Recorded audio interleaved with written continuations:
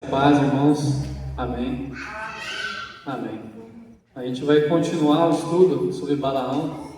A gente falou um pouco das características do seu coração, aquilo que corrompeu o coração aquilo que corrompeu o coração de Balaão, o seu caráter, que não condizia com o dom que ele tinha.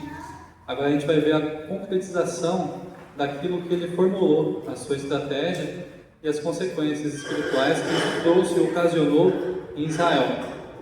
Então a gente vai abrir em Números 25, a gente vai ler alguns versículos um pouco mais extensos. Números 25, a partir do verso 1 ao 13.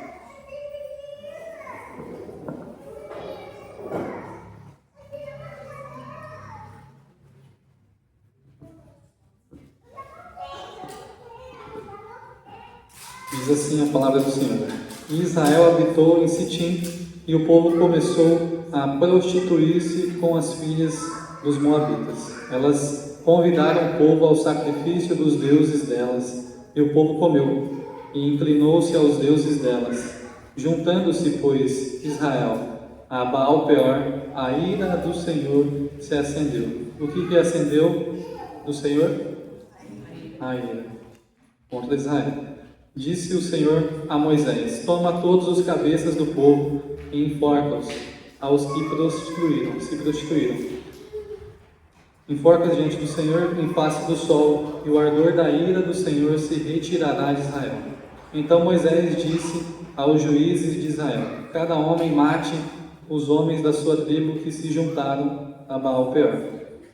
E eis que veio um homem dos filhos de Israel e trouxe a seus irmãos uma midianita perante os olhos de Moisés e perante os olhos de toda a congregação dos filhos de Israel, chorando eles diante da tenda da congregação. Vendo isso, Finéias, filho de Eleazar, o filho de Arão, sacerdote, se levantou do meio da congregação e tomou uma lança na sua mão. E foi após o homem israelita até dentro de a tenda em formato de domo, e os atravessou a ambos, ao homem israelita e à mulher, através do ventre dela. Então a praga cessou de sobre todos os filhos de Israel. E os que morreram daquela praga foram 24.000 pessoas. Então o Senhor falou a Moisés, dizendo: Finéias, filho de Eleazar, o filho de Arão, sacerdote, desviou a minha ira de sobre os filhos de Israel, pois foi zeloso com o meu zelo no meio deles, de modo que no meu ciúme não consumi os filhos de Israel. Portanto disse: Eis que lhe dou a minha aliança de paz, e ele e a sua semente depois dele terá a aliança do sacerdócio perpétuo, porquanto teve zelo pelo seu Deus e fez expiação pelos filhos de Israel.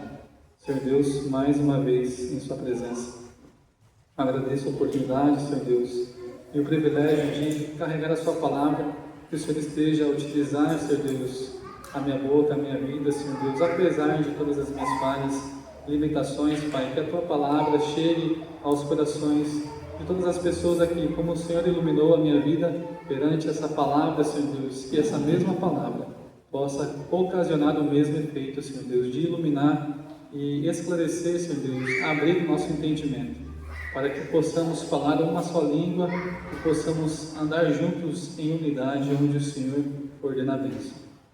Senhor Deus, perdão por todos os meus pecados, minhas falhas. Essa oração que eu faço em nome de Jesus. Amém. A gente viu em Apocalipse 2,14 que existe uma ordem. Balaão, ele visa conquistar primeiro a mesa.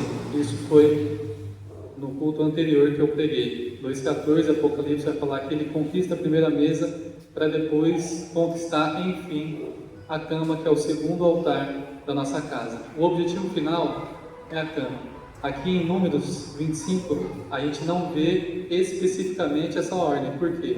O princípio, o objetivo final, é alcançar essa aliança maior que ocorre na cama, no leito conjugal.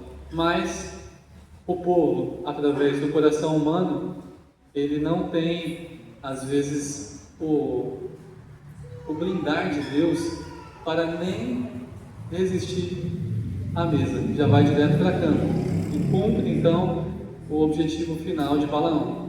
Balaão, ele tem a paciência de conquistar a mesa para depois conquistar o seu objetivo final, que é a cama, que significa e simboliza a aliança maior.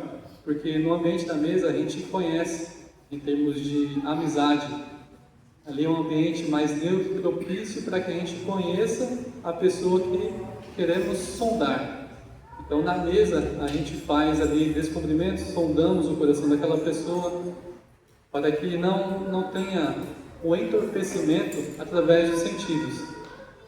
Então, diante da mesa é um ambiente mais neutro que você pode fazer esse estudo, o sondar do coração dessa pessoa que você está se relacionando, para depois, aí a gente fala de relacionamento conjugal, né? Obedecendo os critérios do Senhor, passar pelo casamento e, enfim, ali a consumação, que é a aliança mais profunda, perpétua ali, que ocorre através da conjunção carnal do sexo. Então, objetivamente, o selo da aliança, que acontece antes na mesa, ela se consuma no leito conjugal. Então, essa é uma tática de eficiência militar de Balaão que ele explora e ele tem sucesso. Então, o objetivo final de Balaão é a cama, porque ele percebe que o senhorio de Deus é maior do que todos os outros deuses ao redor. Então, eu não consigo alcançar o povo de Israel enquanto o senhorio de Deus estiver sobre eles. Então, eu preciso fazer com que o povo de Israel peque por dentro. Então, como que eu consigo fazer isso? Através de desobediência. E essa tática é o como ele faz. Como que ele ocasiona essa desobediência? Através do pecado sexual. O pecado sexual ele é muito forte, né? Então quase todas as pessoas que não moram no Brasil, quando falam do Brasil, se veem duas imagens: o país do futebol e o país do carnaval. Então nessa festa do carnaval, essa festa da carne, remete logo ao culto do corpo, do prazer sexual, do prazer desmedido. Então a gente percebe que o objetivo de Balaão é fazer esse culto, essa idolatria e alcançar esse prazer corporal em meio à desobediência dos preceitos e da vontade de Deus. Então, voluntariamente, o povo de Israel abandona o senhorio do Senhor e coloca um jugo sobre eles de escravidão. Escravidão pelo sexo, escravidão ali pela promiscuidade. Através dessa porta aberta, o povo de Israel sofre. E a praga, ela começa aqui, mas tempos depois a gente percebe que Israel ainda sofre por causa desse pecado. Então, quando se abre uma porta, essa porta ela demora a se fechar. E a gente vai ver o motivo para que se demora a fechar. Então, o povo sai do jugo de Deus, mas sempre existe um movimento de retorno. Deus quer nos restaurar. Assim como Jesus fala em Mateus 11, 29, tomem sobre vocês o meu jugo e aprendam de mim, porque sou manso e humilde de coração, e vocês acharão descanso para a sua alma, porque meu jugo é suave e meu fardo é leve. Então Deus, através de Jesus encarnado, propõe esse descanso da alma, porque quando aliançamos, existe esse laço de alma, a nossa alma sofre. Então temos consequências. Embora alcancemos o prazer, o povo de Israel alcançou o prazer carnal, isso não é desconectado, desvinculado de consequências espirituais e morais. Então qual o jugo, o fardo que Israel carregou, porque caiu, porque pecou? Primeiramente o jugo do pecado na face ali do pecado sexual. Mas antes de falar do pecado sexual, a gente tem que relembrar que o sexo, antes da queda, ele tem uma conotação e depois se transforma.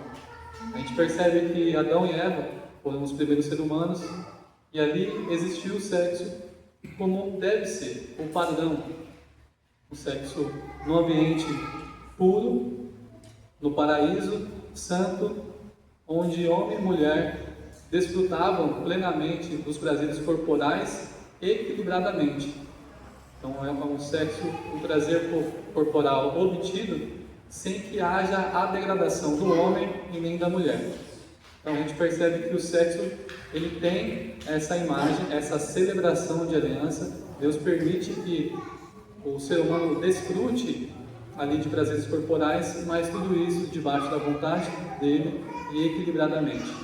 E depois a gente vê a deturpação desse princípio. Vejamos Gênesis 2, a partir do 23. E disse Adão: esta é agora o osso dos meus ossos e carne da minha carne. Esta será chamada mulher, porquanto do homem foi tomada. Portanto, deixará o homem o seu pai e a sua mãe, e apegar-se-á a sua mulher, e serão ambos uma carne. E ambos estavam nus, o homem e a sua mulher, e não se envergonhavam. Então, mais uma vez, num relacionamento equilibrado, havia nudez, mas não havia vergonha. Todos estavam equilibradamente puros, desfrutando ali de um prazer que é da vontade de Deus para o casal.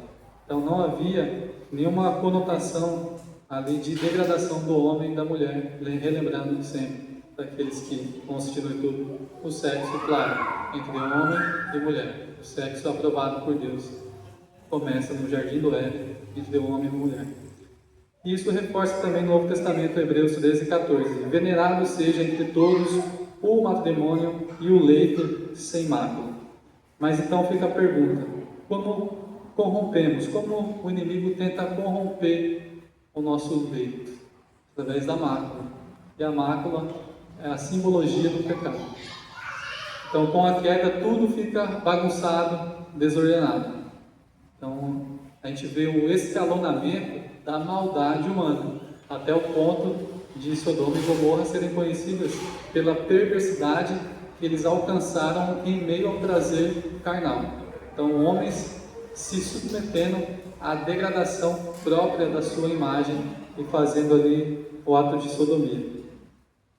Então, aqui a gente percebe que antes, até ali na queda, a gente consegue perceber um ponto positivo que a gente vai trabalhar, aí a gente vai voltar depois no caso de Baal-Peor, no caso de Balaão, que mesmo durante a queda, Adão tem uma boa atitude. Por quê?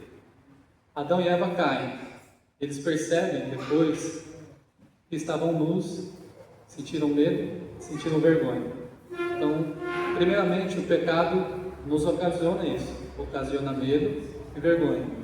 Eles tentaram, Adão tentou cobrir a sua pele através de folhas de figueira, que representa justiça própria. Então o homem, quando cai, ele tenta, através da justiça própria, se redimir. Mas ele chega à conclusão de que, mesmo fazendo vestes, essas vestes não são compatíveis daquilo que eu tinha. Então a gente começa a imaginar que, no sentido figurado espiritual, Adão e Eva tinham roupas espirituais que foram perdidas depois que eles caíram. Adão tenta fazer vestes para tentar recuperar aquela glória e percebe que não alcança. Então, em meio à queda, Adão tem um discernimento que ele não pode se redimir. Então, por isso que mesmo vestido, não estava nu, ele se sente nu. Ele se sente sem a cobertura de Deus. Porque as vestes significam isso, cobertura. Ele percebe que não tem a cobertura necessária para estar diante de Deus. Por isso se esconde. Então, em meio à queda, ao pecado, Adão tem um acesso, um discernimento correto de que ele não pode estar na presença de Deus, porque ele está sem a cobertura. Ele percebe que errou. Ele percebe a consequência dos seus atos. Mas a gente vai trabalhar que no caso de Baal-Peor, não é bem assim. No caso de Baal-Peor, Baal-Peor não significa apenas um pecado, mas Baal-Peor significa uma entidade que é um antideus. Porque Baal significa senhorio, Senhor, e aí tem vários Baais na Bíblia, Baal-Zebu, Baal-Peor, príncipe das moscas, enfim, é o Senhor que ronda ali a terra dos cananeus e se apresenta para eles de diferentes formas. Mas esse antideus, especificamente, quando Israel cai, Deus manifesta a sua ira imediatamente, porque isso revela a corrupção do coração humano. Deus precisa tratar imediatamente. Enquanto ele tem paciência diante de alguns pecados, nesse específico, ele resolve tratar imediatamente, porque isso revela que o coração do ser humano já estava degradado absurdamente. O prazer carnal através do sexo, obtido através do sexo, na literatura da ciência, ele é comparado ao uso de heroína. Tamanho é o prazer obtido através da relação sexual. Então, diante do prazer, diante do culto ao corpo, a celebração do sexo, isso se torna um ídolo. E diante desse prazer, o povo de Israel consegue abandonar aquilo que eles conhecem, que é a verdade, para satisfazer um prazer carnal. Então aqui existem dois conceitos. O conceito de que existe falta de temor no coração do povo de Israel e existe a verdade relativa. Os dois caminham lado a lado. Por quê? Na promessa da serpente de que Adão e Eva, ao comerem do fruto, seriam como Deus, eu entendo, na minha visão, que isso se refere à verdade. Cada ser humano, depois da queda, ele adota a sua verdade. A verdade se torna relativa. A verdade antes, que era concreta, ela se torna relativa. E relativa no sentido que a verdade se torna cada vez mais relativa porque depende do contexto, depende da perspectiva. Então a gente vê esses dois lados caminhando, o que ocasiona, consequentemente, a falta de temor. Uma vez que eu tenho uma verdade que é relativa, o outro tem a verdade relativa dele, e ninguém consegue chegar a um consenso, a verdade que é concreta, absoluta, a verdade que é a pessoa de Jesus Cristo, o Verbo encarnado, se torna cada vez mais descartável. Então existe ali a entrada da falta de temor perante aquilo que Deus definiu que é verdade, aquilo que Deus concretamente já definiu. Então a falta de temor aliado com a verdade absoluta ocasiona no ser humano uma degradação absurda. Então por isso que Deus precisa intervir nesse caso, porque é isso que se concretiza no coração dos israelitas. Falando no sentido espiritual também, onde existe essa aliança de alma, essa conjunção carnal, que não é destituído de consequências espirituais e morais, a gente percebe através de vários testemunhos de pessoas que antes de se converterem, se relacionaram sexualmente com várias das pessoas, muitas pessoas. E muitas pessoas relatam que depois daquela relação sexual, é como se algo entrasse na vida delas, como se fosse um portal aberto para a entrada de demônios atuar na vida dessas pessoas. Então a gente percebe que isso também está presente no povo de Israel, consequências espirituais que que eles não imaginavam que teriam, mas que colheram. Josué 22:17. Foi-nos pouco a iniquidade de Peor, de que ainda até o dia de hoje não estamos purificados, mesmo que tenha havido castigo na congregação do Senhor? Então Josué 22 é outro texto, mais à frente, anos depois, e ainda assim o povo não estava purificado. Tamanho era a perversidade que o coração do homem pode chegar. A gente percebe que isso já está relatado desde o Gênesis 6, que viu o Senhor que a maldade do homem se multiplicara sobre a terra e que toda a imaginação dos pensamentos do seu coração era só amar continuamente. Então arrependeu-se o Senhor de haver feito o homem sobre a terra e pesou-lhe o coração. Então esse arrepender do Senhor não é o arrependimento do ser humano. Deus ele não se arrepende de ter feito o ser humano, ele não é pego de surpresa. O arrependimento do Senhor é entendido de que o homem se desviou do propósito que ele tinha, de que era revelar a Deus e praticar a bondade continuamente, mas o ser humano praticou o inverso, a maldade continuamente.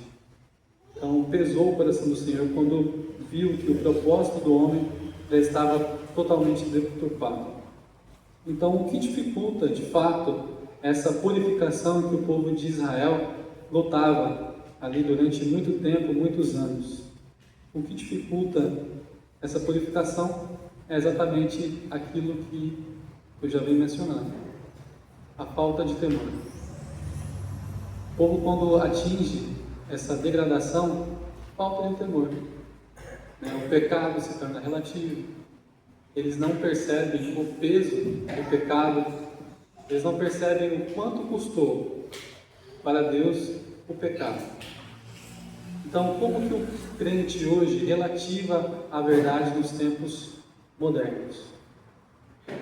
No culto, quando existe a figura do anjo do Senhor pregando, e aí ele vai dizer: eu não acho que é bem assim não, a palavra que o pastor está pregando. Começa a haver uma relativização perante a verdade que é absoluta. E isso entra sorrateiramente e é alimentado por pessoas que sondam o nosso coração, sentam à nossa mesa e deturpam, trabalham isso de maneira ainda mais aprofundada. Então, quando a gente começa a duvidar daquilo que é concreto, daquilo que é a verdade, a gente já começa a ter uma degradação progressiva em nosso coração. Então hoje se manifesta dessa maneira. A estratégia de Balaão é justamente essa: a gente consegue conhecer o conceito, dividir para conquistar. É muito comum, muito famoso nos dias de hoje, atribuído a Júlio César, ali no próximo ali dos tempos de Jesus, mas esse conceito já está aqui, desde Balaão. Porque o que significa dividir para conquistar? O inimigo semeia discórdia, mentira, divisão, desconfiança no meio de um povo, para que haja uma divisão interna. Então, enfraquecido, uma vez enfraquecido, ele consegue adentrar e conquistar aquele povo. Essa é a tática de Balaão: dividir para conquistar. Então, quando o crente começa a relativizar o que está na palavra, não consegue ter convicção do que está escrito, internamente o seu coração já está dividido. E isso é uma brecha para que essa estratégia de Satanás, que utilizou a ferramenta de Balaão, entre em cena. Então a gente percebe que em Números 25, os moabitas, eles não levantam nenhuma espada, mas eles conseguem obter a vitória. Com a permissão de Deus, ele envia uma praga que mata 24.000 pessoas. Isso não foi Baal que conquistou a vitória. Deus enviou a praga, Ele mesmo. Dentro do arraial do Senhor, Deus envia a praga, permite que ela chegue e toque, para que haja um quebrantamento, para que haja um reconhecimento sincero. O reconhecimento sincero, como já falei para os irmãos, é perceber o valor do pecado, o peso do pecado, e o que ele significa e o que custou para Deus o pecado. Romanos 3:23: porque todos pecaram e destituídos estão da glória de Deus. Porque o salário do pecado é a morte, mas o dom gratuito de Deus é a vida eterna, por Cristo Jesus, nosso Senhor. E diante do peso do pecado, a gente não pode esquecer de um atributo de Deus: a sua ira. Como a gente viu, Deus ficou irado, é um Deus zeloso. Ele permite que o povo de Deus sofra para que haja um quebrantamento sincero. Então Deus, como justo, Ele sempre vai punir o pecado. Ele não pode agir com benevolência com o pecado, porque o pecado ele é diametralmente oposto à essência de Deus. Porque o que significa pecado? No termo simples da palavra, errar o alvo. E Deus não pode errar o alvo. Deus não erra o alvo. Deus não erra. Deus não muda. Não há sombra de variação. Então, o instrumento que Deus pune o pecado é a sua ira. E o que custou para Deus o pecado? Seu Filho unigênito. Então o preço foi muito alto, para que o ser humano tenha arrogância no seu coração para relativizar o pecado e a palavra do Senhor. Custou muita coisa. Quem executa Jesus Cristo na cruz? O próprio Senhor. O próprio Deus executa. Por quê? Porque Deus precisa punir o pecado. É o pecado que ocasiona o afastamento. E mesmo sendo o seu Filho unigênito amado, justo, inocente, quando Jesus está na cruz e Deus olha, ele não consegue enxergar Jesus. Ele enxerga uma multidão de pecados, uma bola de iniquidade. Ele não pode passar pano para isso. Ele precisa punir. E o elemento que ele utiliza para a punição do pecado é a sua ira. Como a gente viu aqui em Números 25, lá na cruz ele utiliza toda a sua ira.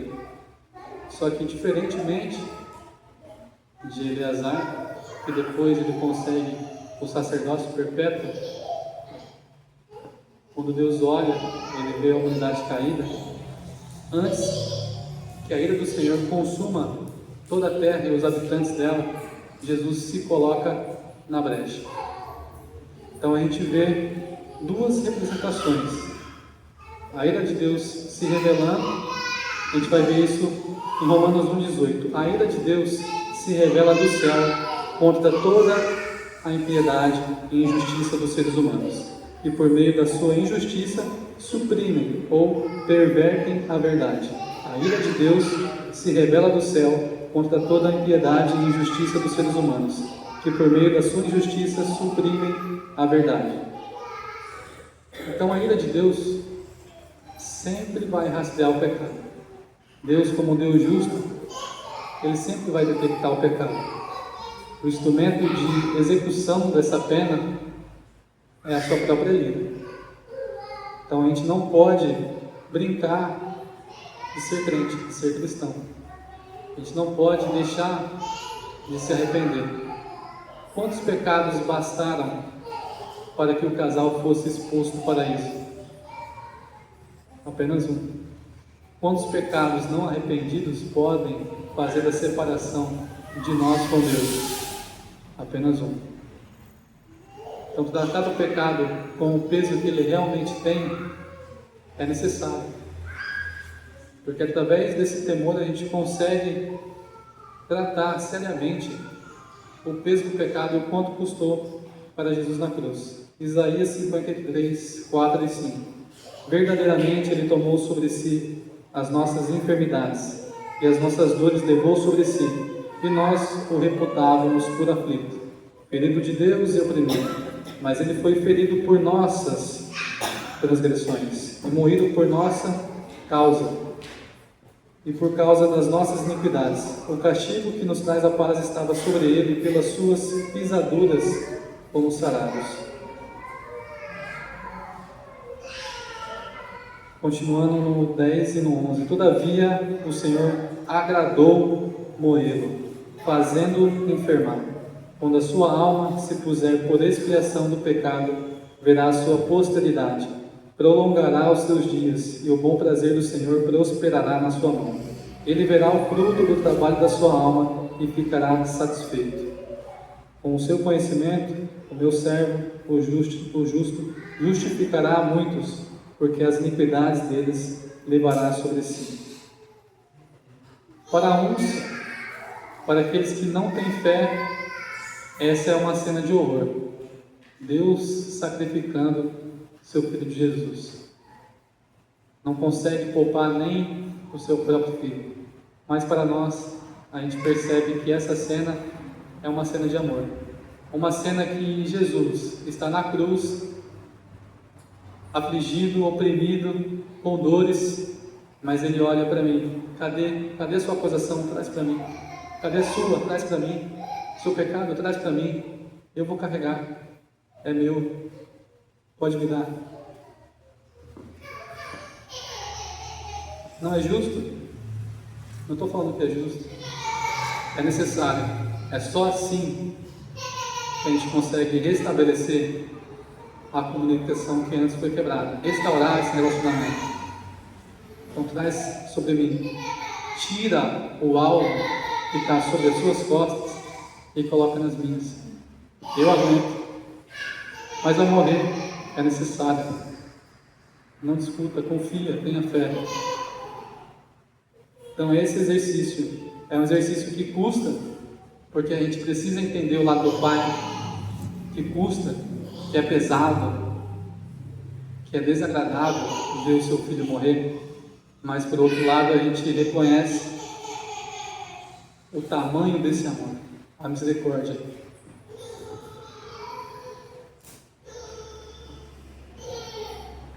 É esse sentimento de dualidade que temos que ter no coração quando pecamos. Toda vez que pecamos, devemos nos arrepender o mais depressa possível, porque o mínimo pecado já é o suficiente para crucificar Jesus.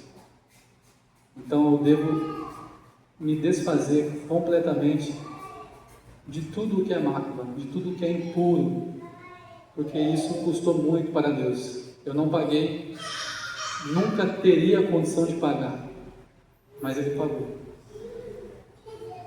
Isso revela o amor, a decisão dele vir sobre a terra e não apenas morrer, mas pregar uma mensagem de esperança, porque se fosse apenas homem, não haveria esperança.